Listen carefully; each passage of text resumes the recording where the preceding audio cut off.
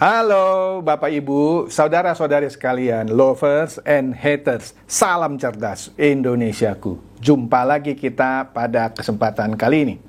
Bagi Anda yang belum subscribe channel saya, silakan subscribe channel saya. Tekan loncengnya agar Anda dapat notifikasi setiap kali saya mengupload video-video saya. Oke, kali ini saya akan membahas perkembangan dunia politik lagi yang penuh kejutan. Ada seorang pengamat politik yang mengatakan bahwa ada misteri Tuhan. Ya, setidaknya ada 3 katanya ya. Urutannya atau apanya gitu ya, tapi saya ambil esensinya aja. Pertama, kelahiran itu misteri Tuhan. Kematian misteri Tuhan. Setuju saya. Walaupun kematian bisa saja orang bunuh diri gitu ya, berarti bukan misteri ya. Kemudian yang ketiga katanya yaitu Anies dan Caimin, itu misteri Tuhan ya. Kok tiba-tiba bisa Anies dan Caimin yang selama ini tidak pernah terpikirkan gitu ya. Oke, nah sebelum kita masuk situ kita lihat dulu nih, ada sebuah surat tulisan tangan. Tulisan tangan dari Anies Baswedan kepada AHY. Di sini bunyinya saya bacakan, Mas AHY yang terhormat. Semoga dalam keadaan sehat, tetap produktif dan selalu dalam keberkahannya. Melalui pesan singkat ini, kami bermaksud menyampaikan harapan agar Mas AHY berkenan untuk menjadi pasangan dalam mengikuti Pilpres 2024. Teriring salam hormat Anies Baswedan. Surat ini sudah diakui oleh Sudirman Said, ya. Jadi ini jelaslah suratnya Anies Baswedan. Sebenarnya saya selama ini juga bertanya-tanya ya, kalau surat ini benar, kenapa pengumuman Capres dan Cawapres dari koalisi perubahan ini terus tertunda? Bahkan terakhir tanpa diduga Anies justru memilih Caimin. Nah ini menarik kan ya? Oke lah, ntar kita akan masuk lagi di situ sampai akhirnya Caimin nanti akan dipanggil, diperiksa oleh KPK. Nah ini kan menarik. Oke, makanya jangan di skip dulu video saya. Nanti saya terangkan di belakang kenapa Caimin akan diperiksa oleh KPK.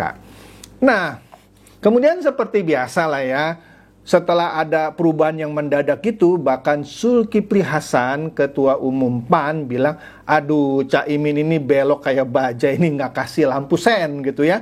Jadi koalisi Indonesia, Kebangkitan Indonesia Raya yang diganti jadi koalisi Indonesia Maju, dan itu tanda kutip dijadikan alasan oleh Caimin, wah nama diganti berarti KKIR bubar dong, langsung enggak pamit nggak apa nyebrang gitu ya. Nah itulah yang disindir oleh Zulkifli Hasan, Caimin ini belok nggak kasih kampus sen katanya ya. Nah tentu juru bicara dari Anies Baswedan tentu punya versi lah. Dia bilang apa, kita lihat nih menurut Tempo. Sudirman Said adalah juru bicara Anies Baswedan ya. Dia bilang Sudirman Said mengungkap alasan Anies tak pilih AHY. Padahal kan tadi suratnya ada ya. Nah, Anda carilah berita-berita, Sudirman Said juga mengiyakan itu surat dari Anies Baswedan. Di sini katanya alasan Anies tak pilih AHY karena hanya mayor TNI, karbitan dan belum matang. Kan lucu ya. Padahal sudah ada surat tulisan tangan. Tetapi juru bicaranya bilang begini, nggak tahu nih siapa yang bohong ya. Pak Aniesnya atau cuman bisa-bisaannya Sudirman Said. Tapi itu bukan urusan saya cuman menyampaikan. Ini menarik ya. Nah, ada seorang namanya Husin Alwi, saya nggak tahu ini ya. Di sini dikatakan AHY disebut karbitan. Keterlaluan sih. Boleh tidak suka, tapi ya jangan menginjak-injak harga diri orang kayak gini lah.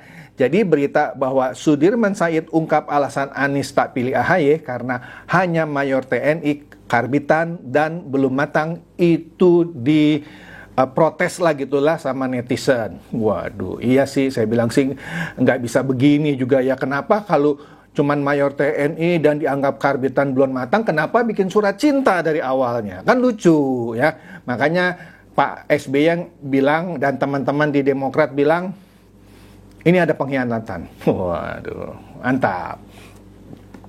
Kemudian ada lagi, ada orang ini cuitan dari Ajeng Cute 16. Kalau kita selama ini tahu Pak Jokowi disebut petugas partai oleh Ibu Mega, Ganjar Pranowo disebut petugas partai PDIP oleh Ibu Mega. Ternyata Anies ini walaupun bukan anggota partai, dia menjadi petugas partai Surya Paloh. Wah, ini meme-nya lucu juga ya. Jadi ini pendapat Demokrat soal cawapres Caimin, Anies petugas partai Surya Paloh. Di sini menarik, karena kalau Anda ikuti beritanya beberapa hari terakhir, memang Surya Paloh lah yang akhirnya menetapkan Caimin. Ya. Walaupun sebelumnya ada press conference Surya Paloh seperti menampik, enggak lah itu baru wacana, belum tentu terrealisasi gitu-gitu ya. Mana ada sih tampang saya pengkhianat. Nah, itu kan biasa politikus gitu ya. Nah, Demokrat juga sama lah kira-kira. Ya, memang tadi juga pendapat Demokrat. Ternyata Anies Baswedan hanya petugas Partai Nasdem, walaupun dia bukan anggota Partai Nasdem. Tenggelamkan pengkhianat. Wah, Demokrat panas nih. Oke deh. Nah, di sini nih yang menarik nih. Kenapa akhirnya di sini saya bingung juga ya. Kenapa akhirnya Surya Paloh tanda kutip ya, kan ada versi bilang Surya Paloh yang menginstruksikan Anies untuk berpasangan dengan Caimin. Ya. Walaupun Surya Paloh membantah lah. Karena katanya supaya kita bisa merebut suara Jawa Tengah dan Jawa Timur. Karena di sana sarangnya NU ya. Kalau kita bisa menangkan Jawa Tengah dan Jawa Timur, kita oke deh, kita kira-kira gitu. Padahal kalau kita lihat survei dari beberapa lembaga survei, dari para calon wakil presiden, AHY itu jauh di atas Caimin. Tapi entah kenapa Caimin yang dipilih. Ya, apakah karena tadi dianggap Caimin mewakili warga NU Jawa Tengah dan Jawa Timur gitu ya. Jadi dipilihlah Caimin meskipun elektabilitasnya rendah. Nah, kita lihat di sini Kompas TV memberitakan Ketua PBNU Gus Yahya bilang seusai deklarasi Anies Caimin, dia mengatakan NU bukan alat diperebutkan suaranya. Itu menghina. Jadi kalau ada koalisi yang mengklaim bahwa dengan pasangan ini akan lebih mudah memperebutkan suara Nahdiyin, itu adalah suatu penghinaan menurut Ketua PBNU. Keras lu ini. Kemudian ada meme lagi nih ya, berdasarkan ini sumbernya Republika ini ya. Ya, sekali lagi Gus Yahya membantah jika Partai Kebangkitan Bangsa merupakan bagian dari NU. Bukan. Kalau PKB-nya Gus Dur, oke lah dari NU. Kira-kira gitu kan, Anda tahu sejarahnya ya. Ada tanda kutip kudeta PKB yang dilakukan oleh Caimin beberapa tahun yang lalu. Wah, kira-kira gitu. Pun sebaliknya, NU bukan bagian dari PKB. Wah, Gus Yahya tidak ingin NU dipermainkan oleh pihak-pihak yang memiliki kepentingan politik praktis. Nggak ada. PKB bukan representasi NU. NU ini ya sudah keputusan muktamar untuk mengambil jarak dari politik praktis. Wah, itu ada lambang PKB dikasih cross. Waduh, sadis nih meme-nya. Nah, Tribun News juga memberitakan kira-kira yang sama, bahwa Ketua PBNU Gus Yahya bantah klaim PKB, karena PKB mengklaim bahwa Kiai NU sudah dukung Anies Baswedan dan Muhaimin. Waduh, ada yang berbohong ya. Siapa yang berbohong nih, Ketua PBNU atau PKB? Karena di sini Gus Yahya bilang dia membantah klaim PKB bahwa Kiai NU sudah dukung Anies Baswedan dan Muhaimin. Wastaga. Nah, dikatakan lagi di sini warga NU bukan kebo, katanya. Waduh. Ketum PBNU Gus Yahya bantah, ini sekali lagi menegaskan berita sebelumnya bahwa Kiai NU dukung Anies Baswedan dan Muhaimin Iskandar. Oke? Nah, di Republika juga menegaskan hal yang sama bahwa Kiai Haji Yahya Khalil Stakuf, Ketua PBNU, membantah PKB adalah representasi NU. Bukan, dia bilang. Waduh. Nah, ini juga sama lah menegaskan. PKB mengklaim Anies dan Caimin dapat restu Kiai Sepuh NU. Kemudian Ketua Umum PBNU sekali lagi Gus Yahya tadi bilang sama sekali tidak benar. Waduh, ada yang berbohong dong. Oke? Nah, ini menarik nih. Nasdem mengatakan Muhaimin Iskandar sosok tepat bagi Anies rebut suara Nahdien. Padahal tadi Ketua Umum PKB Gus Yahya bilang nggak ada restu, nggak ada tuh yang namanya PKB bagian dari NU. Ya kalau orang NU mau pilih Caimin maksudnya, ya monggo. Tapi asumsi bahwa menggandeng Caimin bisa merebut suara Nahdien, yang menurut asumsi Nasdem ya, dan juga sudah dibahas oleh beberapa pengamat politik, nggak tepat. Karena satu, elektabilitasnya Caimin dibanding AHY itu jauh lebih rendah. Kedua, sudah ada keterangan dari PBNU ya yang menyatakan nggak benar itu. Satu, bahwa dia sudah dapat restu Kiai Sepuh NU. Bukan tuh, PKB bukan bagian NU. Wah, di sini Nasdem masing percaya bahwa menggandeng Caimin bisa merebut suara Nahdien. Saya nggak tahu nih ya, apa salah pilih atau gimana. Ini seru. Kemudian warga PKB katanya juga menyatakan mundur, tidak mau memilih Anies Baswedan ya, jika Anies Baswedan dipasangkan dengan Caimin, seakan-akan kader-kader PKB ya, relawannya yang selama ini nggak pernah tahu gitu ya, tiba-tiba mendukung Anies Baswedan, mereka bilang mundur. Saya nggak tahu ya benar-benar mundur nggak dari partai politiknya. Ini kan meme-nya saya dapatnya begini aja gitu ya. Tapi relawannya mau mundur loh jika capresnya Anies Baswedan. Karena sebelumnya kan mereka memperkirakan capresnya misalnya Pak Prabowo gitu ya. Nah, ini menarik lagi. PKS belum mau dukung duet Anies dan Caimin. Nah, ini menarik ya. Sudah dideklarasikan. Ternyata pada saat deklarasi itu cuma ada Nasdem sendirian. Orang-orang PKS tidak hadir, Demokrat pasti tidak hadir. Tapi ada PKB lah ya, karena kan Caimin dari PKB. Kalau Demokrat tidak hadir, jelas dia bilang kami keluar dari koalisi perubahan. Tapi PKS kan tidak bilang keluar dari koalisi perubahan, tapi mereka tidak hadir. Ketika diwawancara oleh beberapa media massa dikatakan bahwa mereka belum melakukan musyawarah di dalam partainya sendiri untuk menerima pasangan Anies dan Caimin. Yang perlu digarisbawahi, PKS dan PKB adalah dua-duanya partai politik yang merepresentasikan umat Islam. Tetapi kita bisa bilang PKB ini adalah mewakili umat Islam tradisional gitu ya. PKS ini mewakili umat Islam yang sebelah sana gitu ya, yang selama ini nggak cocok sebenarnya ya, tapi ini jadi satu koalisi. Nah ini aneh juga, sehingga ada satu kiai dari mana ya, dari Nahdlatul Ulama bilang kalau ada orang NU yang tanda kutip mendukung PKS maka wah bla bla bla, kira-kira gitulah.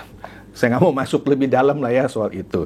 Jadi PKS bilang, kami belum putuskan di musyawarah partai kami, tapi sudah dideklarasikan bagaimana kami hadir, kira-kira begitu. Nanti deh, kami putuskan dulu, terima atau nggak terima, walaupun kemungkinan besar akan menerima Anies sebagai capresnya. Menariknya, Pak SBY sampai buka suara. Ada Menteri Jokowi katanya yang masih aktif, sekarang sedang menggalang kekuatan mempersatukan P3 yang sekarang ada di PDIP, yang mengharapkan Sandiaga Uno jadi cawapresnya tapi tidak kunjung dideklarasikan. Kemudian mau mempersatukan P3 dengan Demokrat dengan PKS, sehingga jadi poros keempat. Kenapa? Nasdem dan PKB saja, dua saja sudah cukup bisa mencapres dan mencawapreskan, karena jumlah kursinya di DPR dua partai ini melebihi ambang batas 115. Mereka berdua jumlahnya 116. Bisa berdua saja.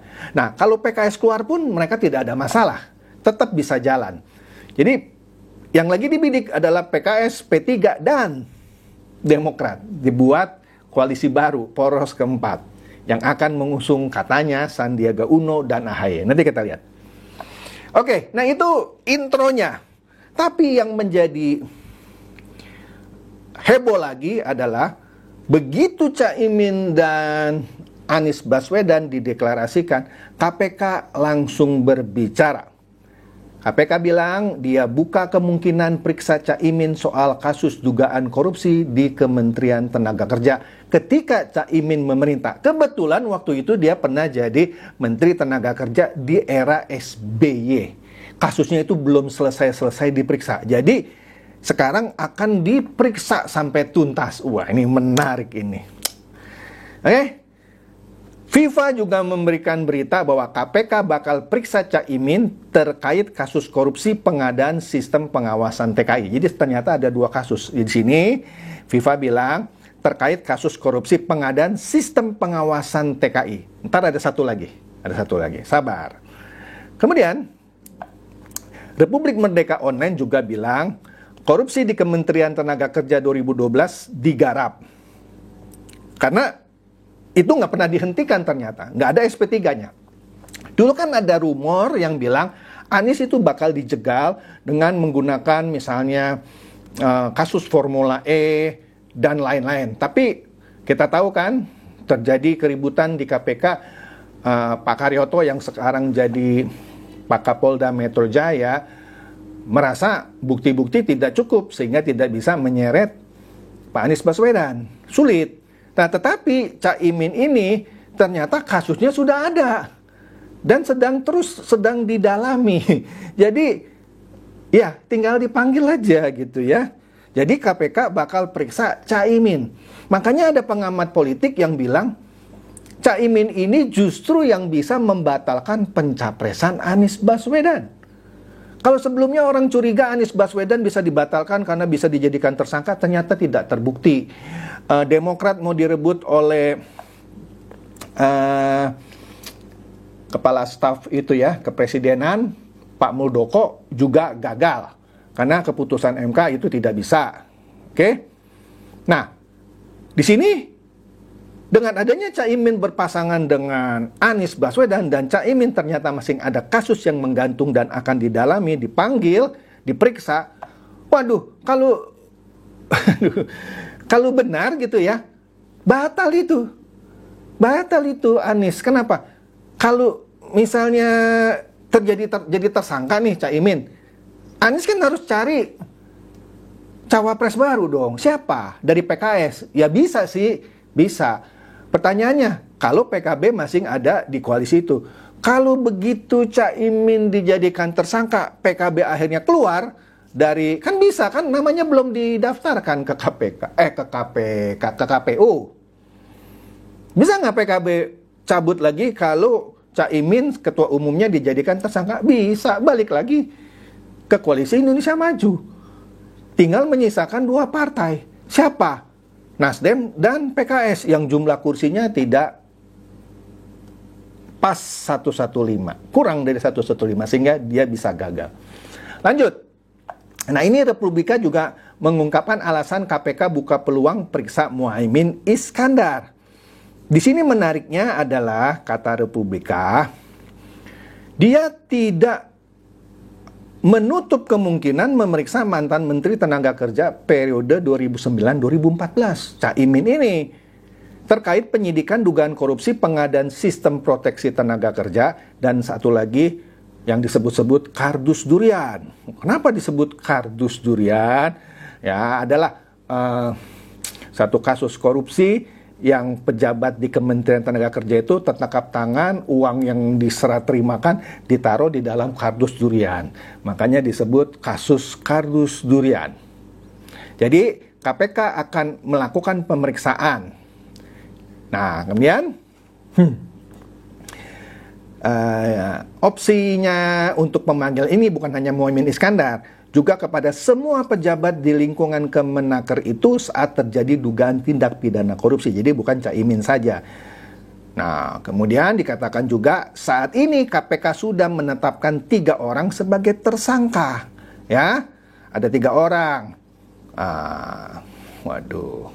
Sudah ada 3.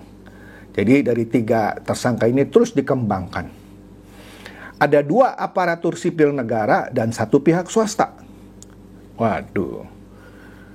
Jadi lebih lanjut diungkapkan bahwa KPK menduga ada kerugian negara atas dugaan korupsi tersebut, sehingga butuh waktu termasuk menghitung kerugian keuangan negara ini. Sebelumnya pada Jumat 18 Agustus ternyata ada penggeledahan di kantor Kementerian Tenaga Kerja. Meskipun demikian, KPK belum memberikan keterangan mendetil mengenai apa saja temuan penyidik itu. Ternyata 18 Agustus ada loh penggeledahan di kantornya Kementerian Tenaga Kerja. Nah, sebelumnya MAKI, Masyarakat Anti Korupsi Indonesia, kan pernah menggugat juga ya Caimin. Tapi gugatan MAKI ditolak karena tidak ada legal standingnya. Terus KPK menyebut bahwa ketika dia menjawab gugatan MAKI, KPK menyebut Caimin turut serta di kasus kardus durian. Ini berita 4 April 2023. Jadi ini sekaligus menepis bahwa bukan tiba-tiba Caimin mau diperiksa gara-gara dia jadi cawapres. Karena ini dari April tanggal 4 ketika dia masih menjadi bakal cawapresnya Prabowo, Caimin sudah disebut-sebut turut serta di kasus kardus durian. Saya nggak tahu ya apakah gara-gara ini juga Pak Prabowo tidak kunjung mengumumkan Caimin sebagai cawapresnya. Saya tidak tahu. Oke. Jadi kalau kita lihat di sini semua dari berita tadi, soal pasangan Anies Baswedan dan Caimin menurut Tempo, netizen menyinggung akan mengalihkan pilihan. Tadi kan sudah kita lihat meme-nya ya kan? Relawan dan kader PKB mau keluar, netizen juga mengalihkan pilihan, nggak tahu, bahkan mungkin dulunya mau pilih Anies, sekarang mungkin jadi pilih Pak Prabowo atau memilih Ganjar, ya kan? Nah, juga di sini Tempo juga mengulas tadi lah kasus kardus durian. Astaga.